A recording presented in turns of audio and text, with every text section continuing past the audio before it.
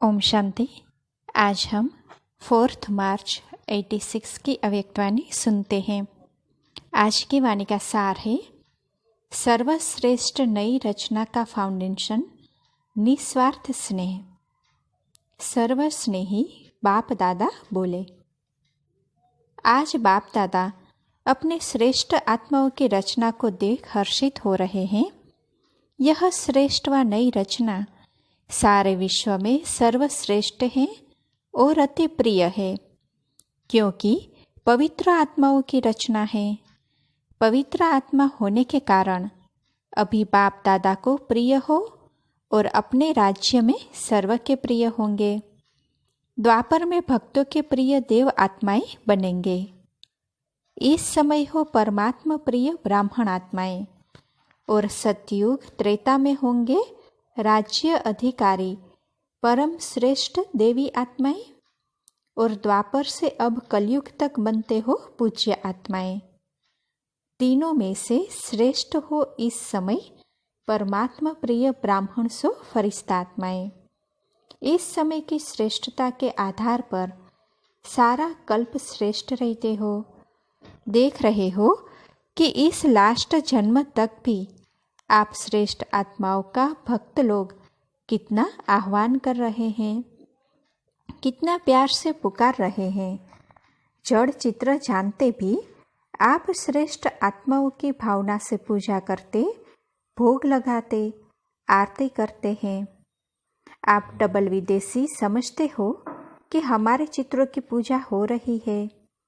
भारत में बाप का कर्तव्य चला है, इसीलिए बाप के साथ आप सबके चित्र भी भारत में ही है। ज़्यादा मंदिर भारत में बनते हैं। यह नशा तो है ना कि हम ही पूज्य आत्माएं हैं। सेवा के लिए चारों ओर विश्व में बिखर गए थे। कोई अमेरिका तो कोई अफ्रीका पहुंच गए, लेकिन किस लिए गए हो? इस समय सेवा के संस्कार स्नेह के संस्कार है। सेवा की विशेषता है ही स्नेह। जब तक ज्ञान के साथ रूहानी स्नेह की अनुभूति नहीं होती तो ज्ञान कोई नहीं सुनेगा। आप डबल विदेशी बाप के बने तो आप सबका फाउंडेशन क्या रहा? बाप का स्नेह, परिवार का स्नेह, दिल का स्नेह, निस्वार्थ स्नेह। इसने श्रेष्ठ आत्मा बनाया। तो सेवा का पहला सफलता का स्वरूप हुआ स्नेह। जब स्नेह में बाप के बन जाते हो तो फिर कोई भी ज्ञान की पॉइंट सहज स्पष्ट होती जाती।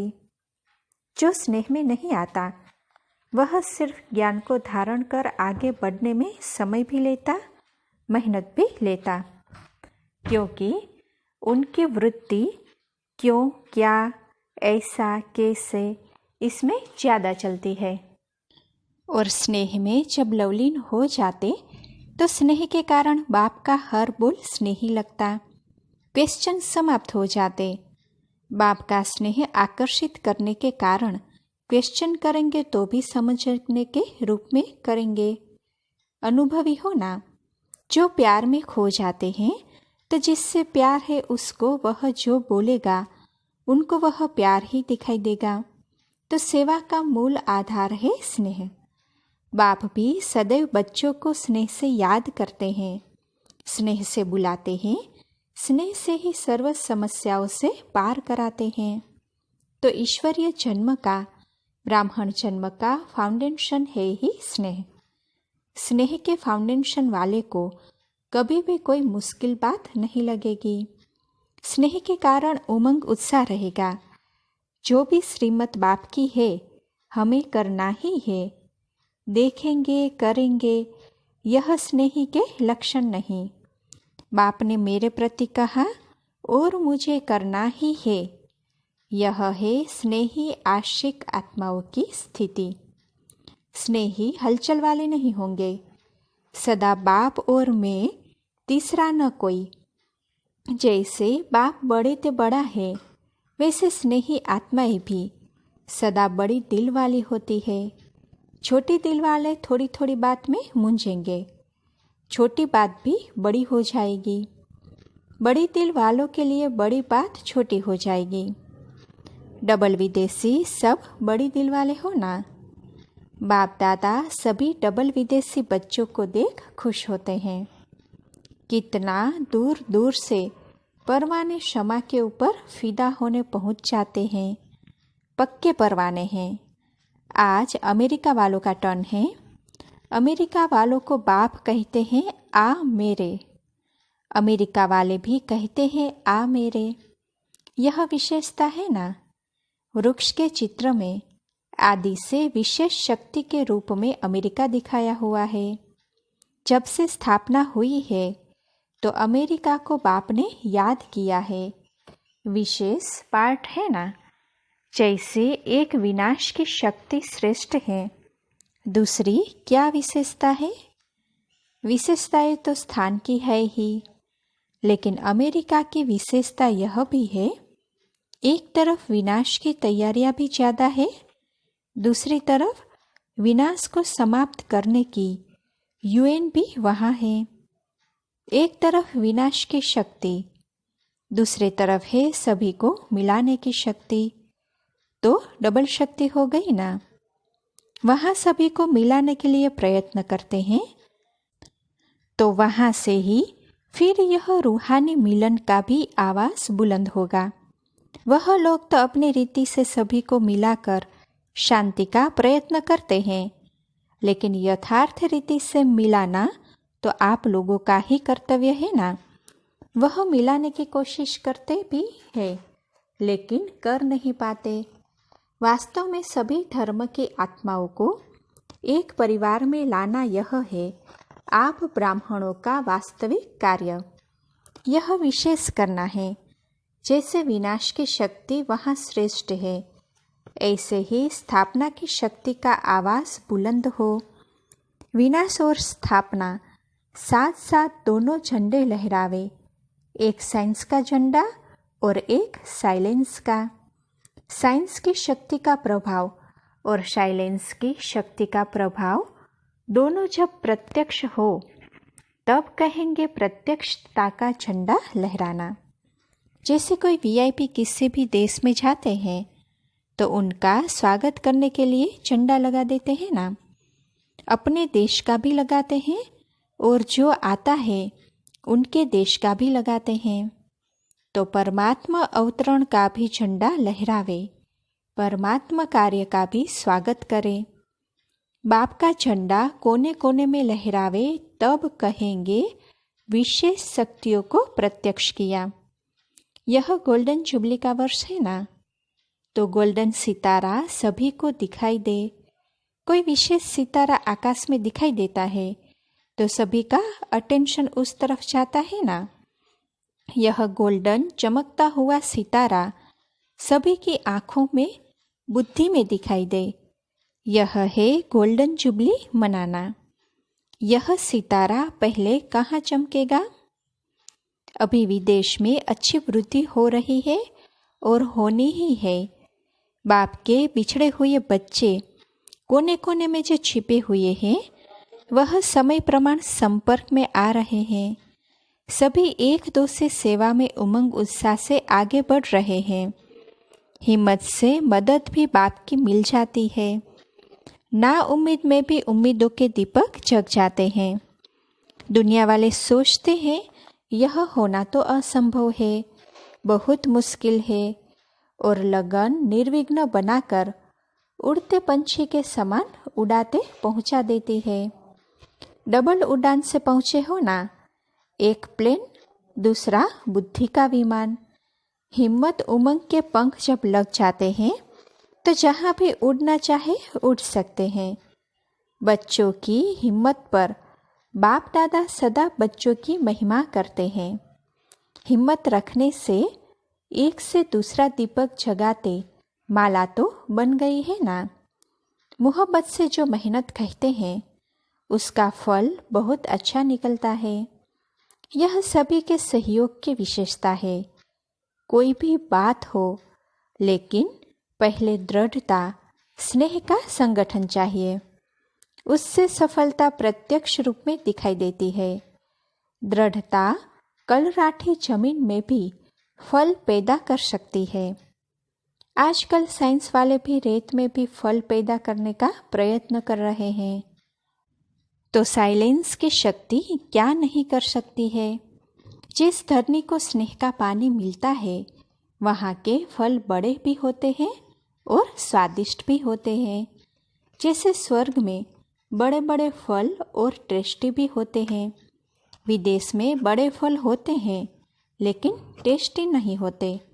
फल की शक्ल बहुत अच्छी होती लेकिन टेस्ट नहीं। भारत के फल छोटे होते लेकिन टेस्ट अच्छी होती है। फाउंडेशन तो सब यहाँ ही पड़ा है। जिस सेंटर पर स्नेह का पानी मिलता है वह सेंटर सदा फलीभूत होता है, सेवा में भी और साथियों में भी। स्वर्ग में शुद्ध पानी शुद्ध धरती होगी तब ऐसे फल मिलते हैं। जहाँ स्नेह है वहाँ वायुमंडल अर्थात धरनी श्रेष्ठ होती है। वैसे भी जब कोई डिस्टर्ब होता है तो क्या कहते हैं, मुझे और कुछ नहीं चाहिए, सिर्फ स्नेह चाहिए। तो डिस्टर्ब होने से बचने का साधन भी स्नेह ही है। बाप दादा को सबसे बड़ी खुशी इस बात की है कि खोए हुए बच्चे फिर से आ गए हैं। अगर आप वहाँ नहीं पहुँचते तो सेवा कैसे होती।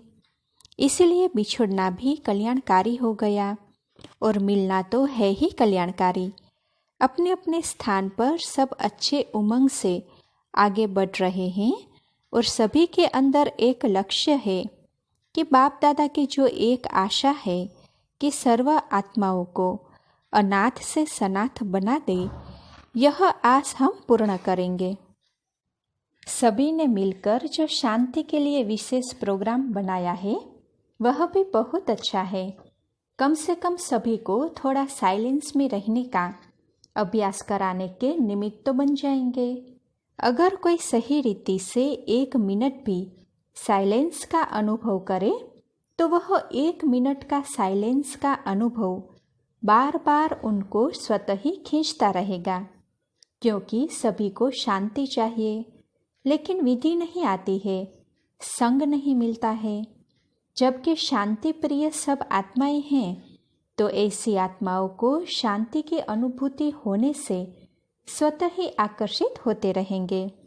हर स्थान पर अपने अपने विशेष कार्य करने वाले अच्छी निमित्त बनी हुई श्रेष्ठ आत्माएं हैं। तो कमाल करना कोई बड़ी बात नहीं है। आवाज़ फैलाने का साधन है ही आजकल की विशेष आत्माएं। जितना कोई विशेष आत्माएं संपर्क में आती है तो उनके संपर्क से अनेक आत्माओं का कल्याण होता है। एक वीआईपी द्वारा अनेक साधारण आत्माओं का कल्याण हो जाता है। बाकी समीप संबंध में तो नहीं आएंगे। अपने धर्म में अपने पाठ में उनको विशेषता कोई न कोई फल मिल जाता है। बाप को पसंद साधारण ही है, समय भी वह दे सकते हैं। उन्हों को तो समय ही नहीं है लेकिन वह निमित्त बनते हैं तो फायदा अनेकों को हो जाता है। अच्छा, पार्टियों से मुलाकात है। सदा अमर भव की वरदानी आत्माएं हैं, ऐसा अनुभव करते हो। सदा वरदानों से पलते हुए आगे बढ़ रहे हो ना। जिनका बाप से अटूट स्नेह है वह अमर भव के वरदानी है, सदा बेफिक्र बादशाह है। किसी भी कार्य के निमित्त बनते भी बेफिक्र रहना यही विशेषता है। जैसे बाप निमित्त बनता है ना, लेकिन निमित्त बनते भी न्यारा है, इसलिए बेफिक्र है। ऐसे फॉलो फादर, सदा स्नेह की सेफ्टी से आगे बढ़ते चलो। स्नेह के आधार पर बाप सदा सेफ कर आगे उड़ा के ले जा रहा है। यह भी अटल निश्चय है ना। स्नेह का रूहानी संबंध जुट गया। इस रूहानी संबंध से कितना एक दो के प्रिय हो गए। बाप दादा ने माताओं को एक शब्द के बहुत सहज बात बताई है। एक शब्द याद करो, मेरा बाबा। बस मेरा बाबा कहा और सब खजाने मिले।